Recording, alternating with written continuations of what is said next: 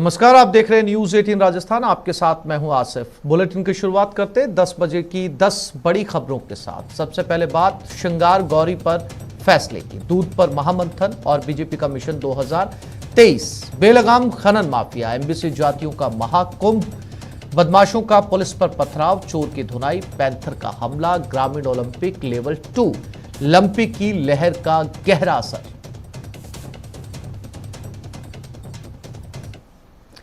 और इस वक्त की बड़ी खबर, गैंगस्टर्स के खिलाफ एनआईए का बड़ा एक्शन। राजस्थान समेत देश के कई राज्यों में छापेमारी। प्रदेश में पनप रहे बड़े गैंगस्टर्स के ठिकानों पर रेड की गई।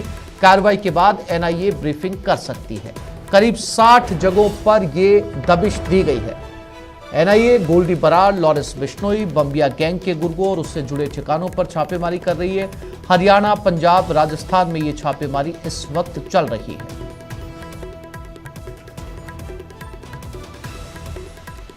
तो अब सीधा गैंगस्टर्स के मामले में एनआईए का दखल। देश की सबसे बड़ी सुरक्षा एजेंसी अब इन मामलों को देख रही है। एक साथ 60 जगहों पर यह दबिश दी गई है। साथ में लोकल पुलिस भी है, उनके ठिकानों पर पहुंची है। जो गैंगस्टर्स लगातार सामने आ रही हैं, उनमें सभी के खिलाफ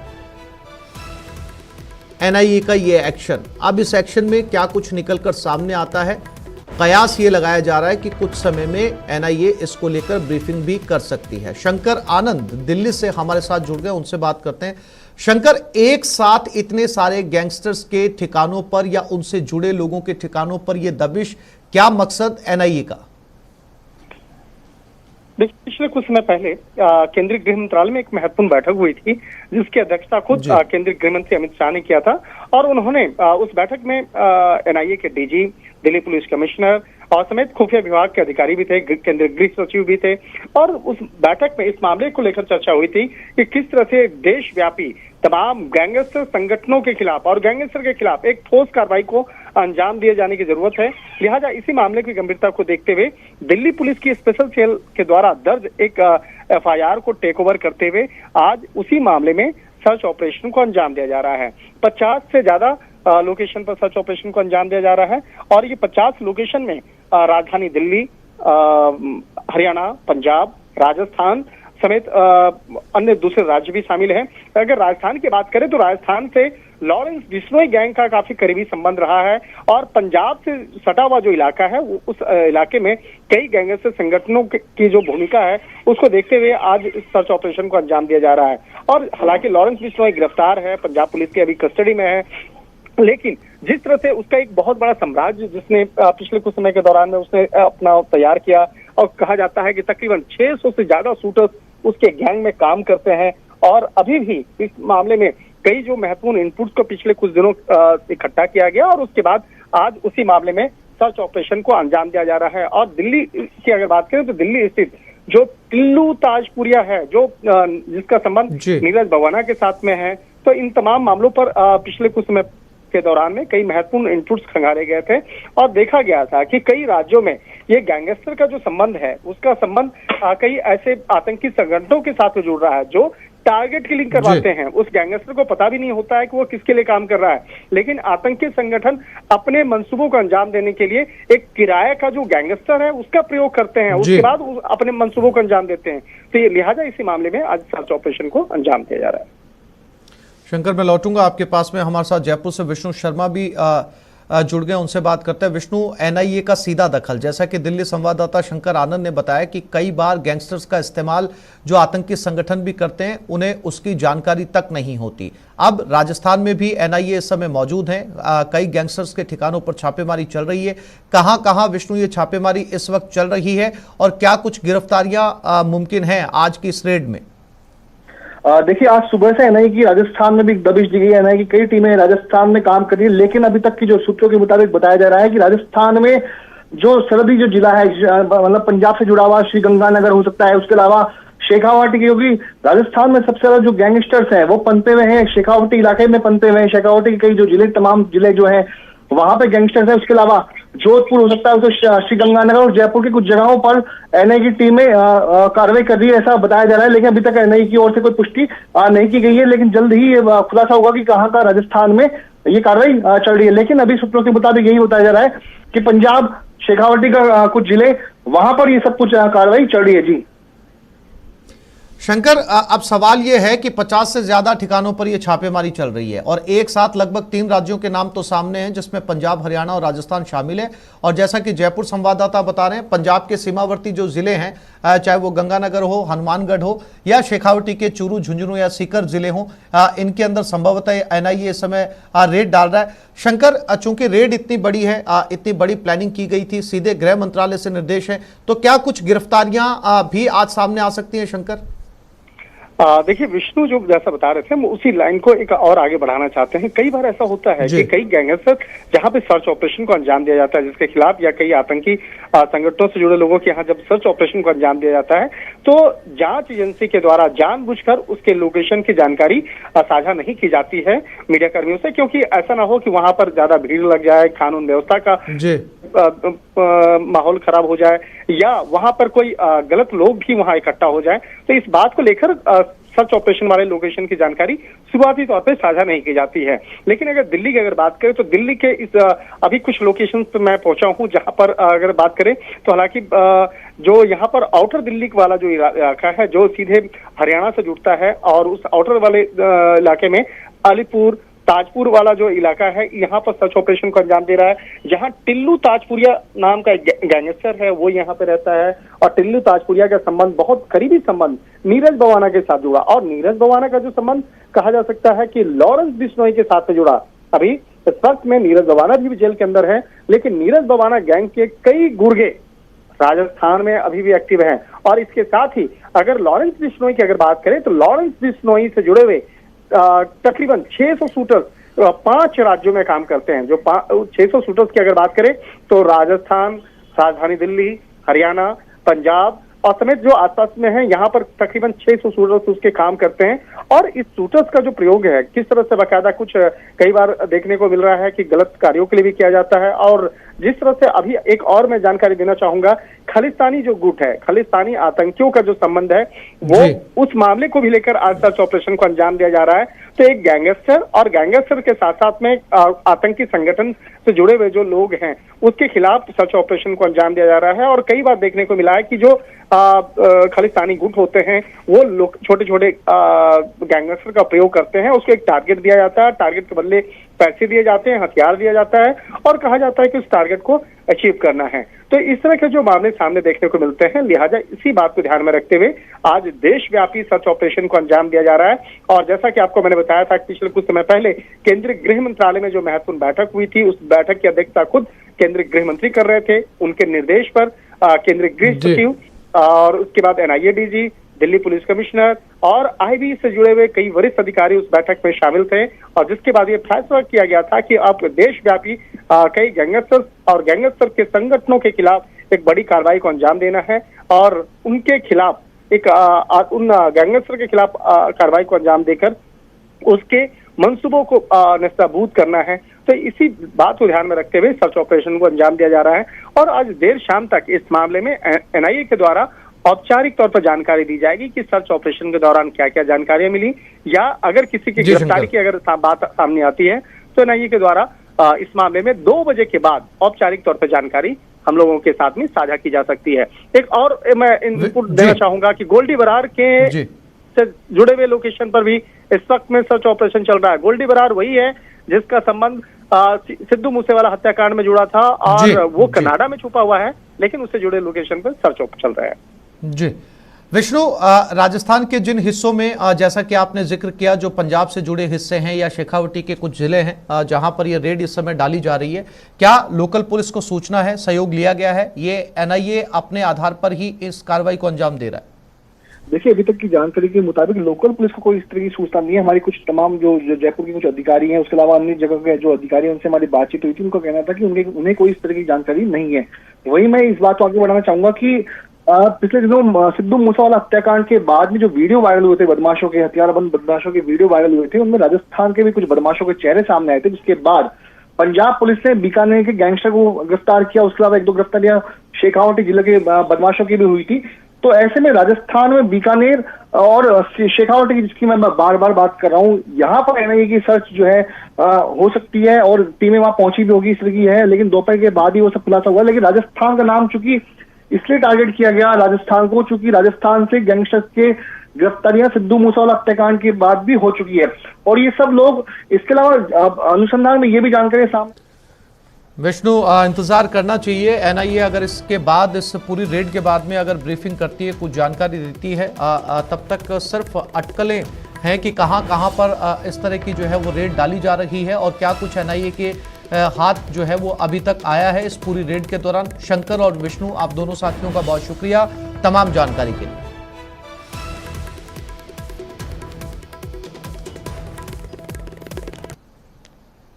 और भरतपुर से बड़ी खबर, हथियारबंद बदमाशों ने लूट की वारदात को अंजाम दिया। फैक्ट्री के मुनीम के साथ मारपीट कर 1.5 लाख रुपए लूट लिए। करीब आधा दर्जन बदमाशों ने वारदात को अंजाम दिया। मुनीम को बांधकर जान से मारने की धमकी देकर बदमाश भाग गए। बयाना शहर में रिको औद्योगिक क्षेत्र की यह घटना है। तो भरतपुर में लूट की वारदात, एक फैक्ट्री का मुनीम था, उसके साथ मारपीट की गई, 1.5 लाख रुपए उससे छीने गए और उसके बाद आधा दर्जन बदमाश वहां से फरार हो गए। बताया जा रहा है 5 से 6 लोग थे। बयाना शहर में रिको औद्योगिक क्षेत्र की ये घटना है, यानी कि बयाना का इंडस्ट्रियल एरिया था जहां पर ये फैक्ट्री थी। फैक्ट्री से मुनीम बाहर निकला था, उसके पास कुछ कैश था और उसी कैश को इन 5-6 लोगों ने लूट लिया।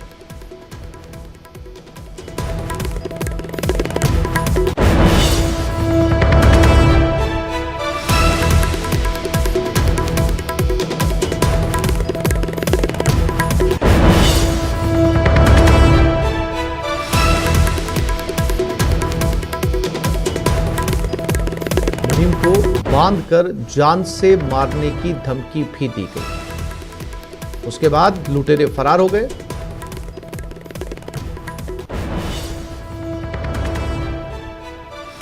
और भरतपुर से दीपक हमारे साथ जुड़ गए। दीपक, पुलिस के हाथ कुछ लगा? देखिए आसिफ, इस पूरे मामले में पुलिस के हाथ अभी तक खाली है। देर रात को करीब आधा दर्जन बदमाशों ने हथियारों की नोक पर जो है इस लूट की वारदात को अंजाम दिया है और ये रिको इंडस्ट्रियल एरिया में एक स्टोन गैंगस्टर पर पहुंचते हैं, जहां पर जो मुनीम मौजूद था उसे बांध करके बंधक बनाते हैं और उसके बाद फिर लूट की वारदात को अंजाम देते हैं। सुबह उस वक्त वारदात को अंजाम देने के बाद जब वो फरार होते हैं तो उस वक्त मुनीम को जान से मारने की धमकी देकर के जाते हैं और जब सुबह लोगों को पता चलता है तो घटना की सूचना पुलिस को दी जाती है। पुलिस मौके पर पहुंचती है और जांच करती है, लेकिन अभी तक पुलिस के हाथ जो है खाली है। पुलिस को कोई भी सुराग नहीं लग पाया कि बदमाश कहां से आए थे, किस तरह से उन्होंने वारदात को अंजाम दिया। लेकिन कहा जा सकता है कि इतनी बड़ी वारदात को जो बदमाश अंजाम दे रहे हैं और पुलिस की जो गश्त व्यवस्था है वो कहाँ पर थी, रात्रि को पुलिस कहाँ थी, ये सारे सवाल जो है वो पुलिस को उतरे हैं। और भरतपुर में पुलिस का इकबाल जो है वो पूरी तरह से खत्म हो चुका है। आसिफ, लगातार बदमाश जो है आए दिन वारदातों को अंजाम दे रहे हैं और ये फिर एक बार इन्होंने बदमाशों ने हथियार की नोक पर जो है लूट की वारदात को अंजाम दिया है। दीपक, जानकारी के लिए आपका धन्यवाद। और जोधपुर से बड़ी खबर, महापौर के नंबर से व्हाट्सएप के जरिए पार्षदों से पैसे की मांग की गई। महापौर वनिता सेठ ने थाने में शिकायत दर्ज करवाई है। दक्षिण मेयर के नाम से व्हाट्सएप के जरिए पार्षदों से पैसे मांगे गए। सरदारपुरा थाना पुलिस फिलहाल इस पूरे मामले की जांच में जुटी है। मेयर वनिता सेठ ने थाने में शिकायत दर्ज करवाई है कि उसके नाम से पार्षदों से पैसे मांगे जा रहे हैं। और मजे की बात यह है कि जिस व्हाट्सएप नंबर से पैसे मांगे जा रहे हैं वो व्हाट्सएप नंबर मेयर का ही है। अब ऐसे में जब ये स्क्रीनशॉट वायरल हुआ तो मेयर ने कहा कि ये किसी हैकर की कोशिश है, इसीलिए उन्होंने इसको मामले को थाने में लेकर गई और एफआईआर दर्ज करवाई है। फिलहाल पुलिस पूरे मामले की जांच कर रही है। इस व्हाट्सएप नंबर से पार्षदों से पैसों की मांग की गई है। मेयर हैं वनिता सेठ, उनके नंबर से, उनके व्हाट्सएप नंबर से जो पार्षद हैं उनसे पैसों की मांग की गई है। चंद्रशेखर व्यास जोधपुर से हमारे साथ जुड़ गए। चंद्रशेखर, क्या माजरा है ये? और चूंकि वनीता सेठ का खुद का नंबर है, वो कह रही है उनके नंबर से, उनके व्हाट्सएप नंबर से पैसों की मांग की जा रही है, तो क्या कुछ कहना है इस बारे में पुलिस का? देखिए, ऐसी बात करें तो वनीता सेठ ने सदापुरा थाने में पेश होकर एक एफआईआर दर्ज करवाई है, जिसमें ये कहा गया है कि एक अज्ञात व्यक्ति ने एक फोन नंबर को वनीता सेठ का फोन नंबर बताते हुए अपने आप को उनका पीए बताया, और उन्होंने पार्षदों को ये बताया कि जो केंद्रीय गृह मंत्री जोधपुर के दौरे पर है, इस दौरान वे बहुत अधिक बिजी है और इन चीजों की उनको आवश्यकता है, और अमेजन गिफ्ट वाउचर की जो है उसने मांग की थी, जिसको लेकर एफआईआर दर्ज की गई है। उसने उस फोन नंबर पर जो है डीपी के रूप में जो व्हाट्सएप में वनीता सेठ का फोटो लगा रखा है, इसको लेकर एफआईआर दर्ज करवाई है, जिसके बाद पुलिस मामले की जांच में जुटी है। कई पार्षदों को जो है ये मैसेज किया गया है, यहाँ तक कि वो कांग्रेस के पार्षदों को भी जो है मैसेज करके इस तरह की डिमांड की गई, जिसके खिलाफ जो है एफआईआर दर्ज की गई और जो सदापुरा थाना पुलिस है मामले की जांच में जुटी है। जी चंद्रशेखर, क्या कुछ ऐसे पार्षद भी सामने आए हैं जिन्होंने ये व्हाट्सएप पर पैसे की डिमांड पर पैसे दे भी दिए हों? देखिए, जैसा कि हमारी बात हुई थी महापौर से, महापौर ने बताया कि एक पार्षद जो है वो बाजार से जो है जो सामान मांगा गया वो खरीदने के लिए बाहर निकल गया था, लेकिन रास्ते में उसको विचार आया कि ये जो है वनीता सेठ ने आज से पूर्व इस तरह की कभी डिमांड नहीं की थी, तो उन्होंने उनको फोन करके इस बात की जानकारी जब मांगी, तब पूरे घटनाक्रम का पता चला कि इस तरह से जो है। जी चंद्रशेखर, वनीता सेठ मेयर भी हमारे साथ इस समय फोन लाइन पे हैं। वनीता जी, साइबर क्राइम जैसा ये मामला लग रहा है। बताया जा रहा है कि आपके पीए ने आपके पीए का नंबर बताकर पार्षदों से पैसे मांगे जा रहे हैं, गिफ्ट वाउचर मांगे जा रहे हैं, और डीपी में फोटो आपका लगाया गया है। आपने एफआईआर दर्ज करवा दी है, क्या कुछ कहना है पुलिस का? और क्या किसी पार्षद ने आपसे संपर्क किया इस नंबर को, इस फोटो को देखकर? वनीता जी। जी हाँ, बिल्कुल 2 पार्षदों के पास फोन गए थे और भी 2-3 लोगों के पास गए थे। उनके पास व्हाट्सएप चैटिंग गई थी, वो मैंने शेयर कर दी है और पुलिस को भी बता दी है। जो नंबर थे उस पर डीपी मेरी लगी हुई है, नंबर किसी और के हैं, तो मैंने एफआईआर दर्ज करवा दी है और ये भी कह दिया कि फ्यूचर में कभी मेरे नंबर से भी जाएं तो लोग पुलिस थाने में कंप्लेन करें। जी वनीता जी, आपने कंप्लेन दर्ज करवा दी है, लेकिन क्या पुलिस ने इस मामले में कोई जांच की? क्या उस शख्स की जानकारी ली जो आपके नाम से पार्षदों से पैसे मांग रहा है, चाहे वो बीजेपी के हों या कांग्रेस के हों? जी, कल शाम 6 बजे की ये बात है। मैंने रिपोर्ट शाम को दर्ज करवाई है, तो आज से पुलिस कार्रवाई करेगी। उन्होंने शायद उस नंबर पे कांटेक्ट करने की कोशिश की है, पर वो बोल नहीं रहा है। जिसके भी नंबर हैं तो वो सर्च करवा रहे हैं कि नंबर किसके हैं। तो मैंने खुद ने भी उस नंबर पे ट्राई किया था, एक साउथ इंडियन लैंग्वेज में आवाज आ रही है, तो वो पुलिस जो है आज से जांच शुरू कर रही है। वनीता जी, शुक्रिया हमसे जुड़ने के लिए। वनीता सेठ, मेयर जोधपुर साउथ नगर निगम, इनका कहना है कि पुलिस इस मामले की गहनता से जांच कर रही है और इन्होंने खुद ताकीद किया कि अगर उनके खुद के नंबर से भी अगर कोई इस तरह की डिमांड की जाए तब भी वो उन्हें फोन करके सूचित करें। तो साइबर हैकिंग से जुड़ा हुआ ऐसा प्रतीत होता है मामला। हालांकि गनीमत ये रही कि इस व्हाट्सएप के नंबर पर पैसे की डिमांड या गिफ्ट वाउचर्स की डिमांड के बाद में किसी भी पार्षद ने पैसे नहीं दिए।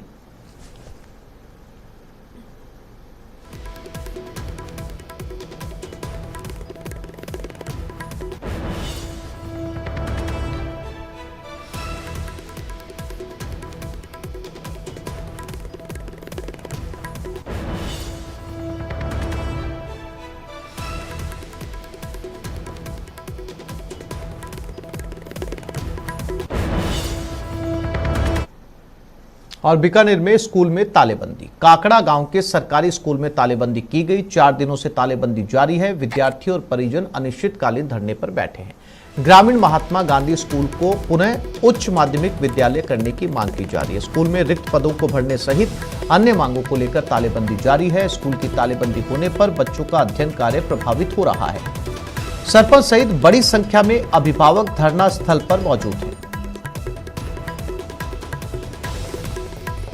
तो स्कूल को उच्च माध्यमिक विद्यालय करने की मांग की जा रही है और इसी को लेकर स्कूल में तालेबंदी की गई है।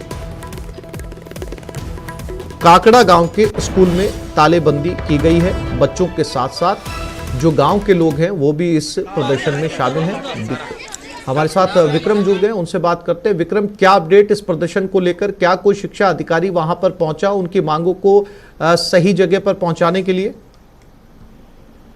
जी आसिफ, ये बीकानेर के जो है काकड़ा गांव का ये पूरा मामला है और पिछले 4 दिनों से जो है वो छात्रों के साथ ग्रामीण जो है वो स्कूल के आगे अनिश्चितकालीन धरना लगाए बैठे हैं। और ग्रामीणों की एक ही मांग है कि जो हाल ही में जो सरकार ने महात्मा गांधी अंग्रेजी माध्यम स्कूल खोले थे, तो उसमें जो स्कूल है उसको महात्मा गांधी स्कूल में कन्वर्ट कर दिया गया था। तो उन्होंने कहा है कि इस स्कूल को महात्मा गांधी में कन्वर्ट नहीं करके दूसरे स्कूल को महात्मा गांधी बनाया जाए, क्योंकि यहाँ बड़ी संख्या में जो है छात्राएं स्कूल में पढ़ती है। दूसरी मांग जो है वो शिक्षकों के रिक्त पदों की है। तो ऐसे में जब तक ग्रामीणों ने कहा है कि उनकी मांगे पूरी नहीं होती है, तब तक वो जो है स्कूल पर तालाबंदी रखेंगे। हालांकि जो सीबीओ है वो भी वहाँ मौके पर पहुंचे थे 2 दिन पहले, लेकिन बात नहीं बन पाई क्योंकि ये सब निदेशालय स्तर के का मामला है। तो ऐसे में ग्रामीण जो है वो यही चाह रहे हैं कि जब तक इनका कोई स्थायी समाधान नहीं होता है तब तक वह इस स्कूल पर तालाबंदी रखेंगे। लेकिन कहीं ना कहीं 4 दिन से स्कूल पर तालाबंदी होने के कारण से जो छात्राएं हैं उनकी शिक्षा जो है वो पूरी तरीके से बाधित हो रही है। जी विक्रम, जानकारी के लिए आपका धन्यवाद। कोटा में नेशनल डिफेंस एक्सपो, रक्षा राज्य मंत्री अजय भट्ट पहुंचे कोटा। लोकसभा अध्यक्ष ओम बिरला भी मौजूद है। नेशनल डिफेंस एक्सपो कार्यक्रम का उद्घाटन होगा। तो कोटा में रक्षा राज्य मंत्री अजय भट्ट मौजूद हैं। लोकसभा अध्यक्ष ओम बिरला भी मौजूद हैं। नेशनल डिफेंस एक्सपो कोटा में, यानी लोकसभा अध्यक्ष के अपने शहर में। ये तस्वीरें कोटा से लाइव तस्वीरें, जहां पर नेशनल डिफेंस एक्सपो का उद्घाटन किया जा रहा है। रक्षा राज्य मंत्री अजय भट्ट भी इस कार्यक्रम में मौजूद हैं।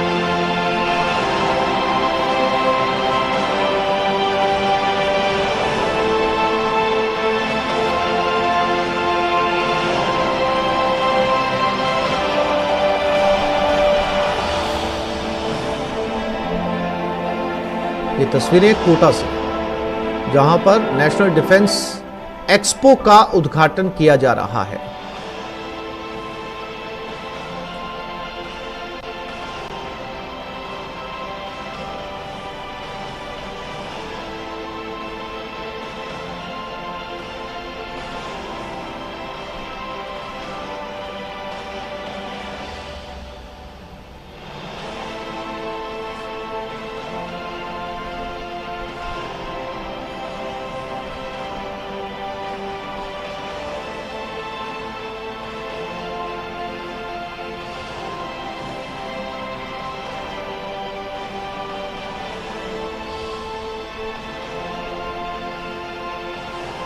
रक्षा राज्य मंत्री अजय भट्ट यहां पर पहुंचे हुए कार्यक्रम में शिरकत करते हुए, साथ में लोकसभा अध्यक्ष ओम बिरला भी यहां पर मौजूद हैं। संभवतः पहली बार कोटा में इस तरह के एक्सपो का आयोजन किया जा रहा है। नेशनल डिफेंस एक्सपो कोटा में डिफेंस से जुड़ी तमाम उपकरणों, हथियारों का इसमें दिखाया जाएगा। सुरक्षा के कड़े बंदोबस्त,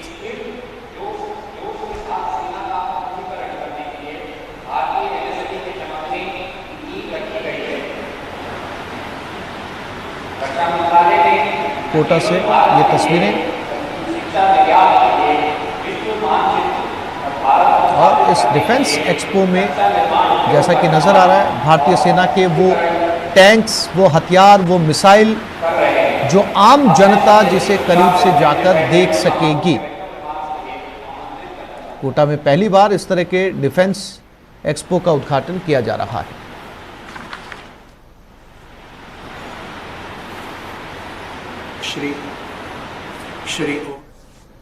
एक छोटे से ब्रेक के लिए रुक रहे हैं, जल्द लौटेंगे।